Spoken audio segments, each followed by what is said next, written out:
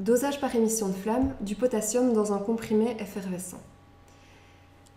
Donc le but est de connaître la masse de KCl par comprimé. C'est la question qui vous est posée ici dans l'exercice.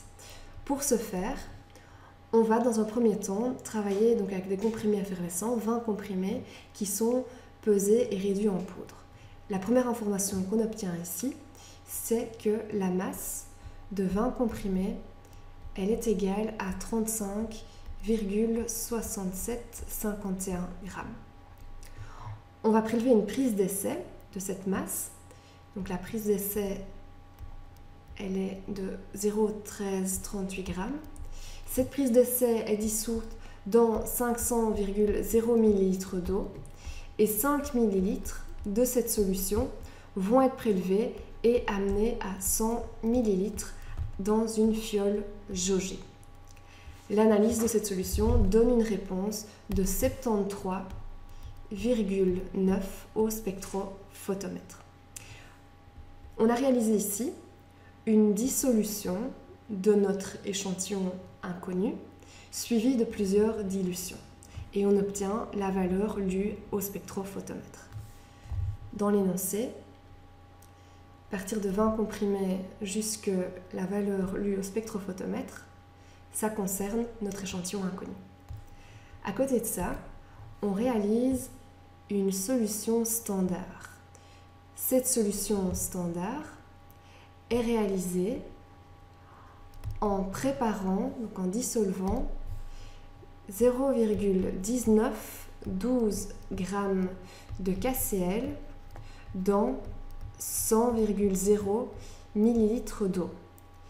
5 ml de cette solution sont prélevés et amenés à 250,0 ml.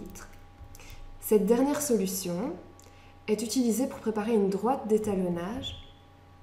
Donc on a à faire un exercice avec une droite d'étalonnage en prélevant 5,0 ml des 250 ml, 10 ml, 15 ml, 20 ml et 25 ml. Ces différents volumes sont mis dans des jaugées différents et sont chacun amenés à 100 ml.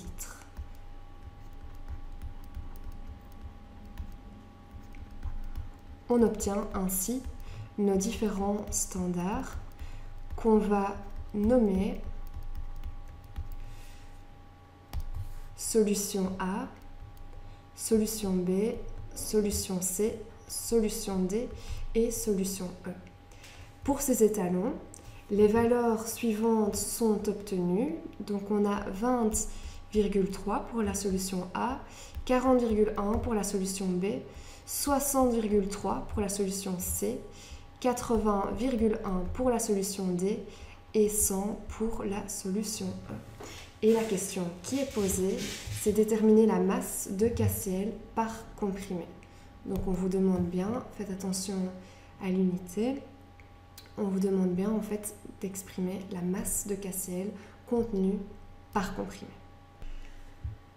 On va maintenant obtenir l'équation de la droite d'étalonnage. Donc pour ce faire, on a déjà les données de l'axe des ordonnées qui nous sont fournies. C'est l'émission obtenue avec le spectrophotomètre. Et on va maintenant calculer les concentrations qu'on mettra sur l'axe des abscisses pour obtenir notre droite d'étalonnage. Pour la solution A, on va calculer donc la concentration de KCl dans la solution A. Donc au départ, je vais nommer en fait cette solution-ci solution mère. Dans ma solution mère, j'ai une concentration de 0,1912 g par 100 ml de KCl. Pour obtenir ma solution A, il y a eu 2 dilutions successives qui ont été réalisées. La première dilution, c'était en fait une dilution 50 fois. La seconde dilution qui a été réalisée, c'était une dilution 20 fois. Donc mon facteur de dilution, pour obtenir ma solution A, il est de 50 multiplié par 20, c'est-à-dire qu'on a un facteur de dilution de 1000. Donc pour savoir la concentration en KCl dans ma solution A, il me suffit simplement de diviser la concentration de KCl dans la solution mère par 1000, étant donné que j'ai eu une dilution 1000 fois. On obtient la valeur suivante, donc on conserve l'unité, c'est bien toujours des grammes par 100 ml de KCl. Si vous divisez cette valeur-ci par 1000, on a 0,1912 fois 10 exposant moins 3 grammes par 100 ml de KCl. On va reprendre cette valeur et la noter dans un document Excel. Voilà, dans le document Excel ici, on a les concentrations en KCl exprimées en grammes par 100 ml pour les différentes solutions préparées. Et alors vous avez ici les différentes valeurs qui sont données avec l'appareillage. Pour la solution A, on a vu donc qu'on a une concentration égale à 0,1912 fois 10 exposant moins 3 grammes par 100 millilitres. C'était la valeur qu'on obtenait ici. Pour la solution B, pour calculer la concentration en KCl de la solution B, il vous suffit de regarder ici. Donc on voit que pour la solution A, on avait pris les 5 ml de la solution qui contenait un volume de 250 ml ici. Pour la solution B, on a prélevé 10 ml. Ça signifie que ma solution B est 2 fois plus concentrée que ma solution A. Ma solution C, elle est 3 fois plus concentrée que ma solution A. Et ma solution D, elle est 4 fois plus concentrée que ma solution A. Ma solution E, elle est 5 fois plus concentrée que ma solution A. Donc on va compléter le tableau. Voilà, donc solution B, 2 fois plus concentrée que la solution A. La solution C, elle est 3 fois plus concentrée que la solution A. La solution D, elle est 4 fois plus concentrée. Et la solution E, elle est 5 fois plus concentrée que ma solution A. Voilà, donc on a les valeurs ici, qui seront présentes sur l'axe des abscisses, et les valeurs de l'axe des ordonnées. Donc on peut dessiner notre droite d'étalonnage. Je vais faire apparaître l'équation de la droite. Voilà. Grâce à l'équation de la droite, on va pouvoir connaître la concentration en KCl, exprimée en grammes par 100 ml, de notre solution X. Donc je remplace dans l'équation de la droite Y par 73,9. C'était la valeur lue pour la solution X. Donc, pour ma solution X, la concentration est égale à 73,9 moins 0,34, le tout divisé par 10, 42, 89, et ça vous donne la valeur de 0,000705348 grammes par 100 millilitres. Je connais désormais la concentration de ma solution qui a été analysée, et cette concentration, elle vaut donc 0,000705348 grammes par 100 millilitres. Voilà. Mais à la base, c'était une prise d'essai qui avait été dissous, puis ensuite dilué. Le facteur de dilution, à cet endroit-ci, c'est un facteur 20.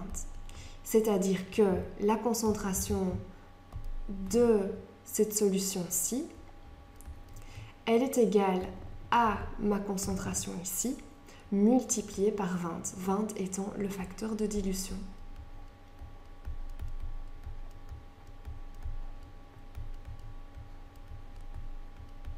C'est égal à 0,01411 grammes par 100 millilitres. Donc cette solution a une concentration de 0,1411 g par 100 ml. J'aimerais bien maintenant connaître ma masse de KCl dans mes 500 ml. Et ma masse de KCl dans mes 500 ml, pour la connaître, il suffit donc de multiplier le chiffre obtenu par 5. Et alors, vous obtenez la masse dans les 500 ml. Voici la masse de KCl qu'on a dans les 500 ml. Dans ma prise d'essai, j'ai exactement la même masse de KCl qui est présente, étant donné que toute la prise d'essai est dissoute à un volume de 500 ml.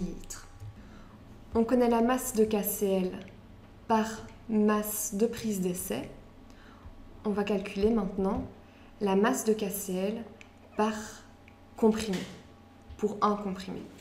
La masse d'un comprimé, c'est égal à la masse des 20 comprimés qu'on vous donnait ici, 35,6751 divisé par 20, et ça donne 1,78 g. Règle de 3, on va trouver comme masse de KCl par comprimé la valeur de 0,94 g. Donc à la question quelle est la masse de KCl par comprimé, la réponse à donner est 0,94 g.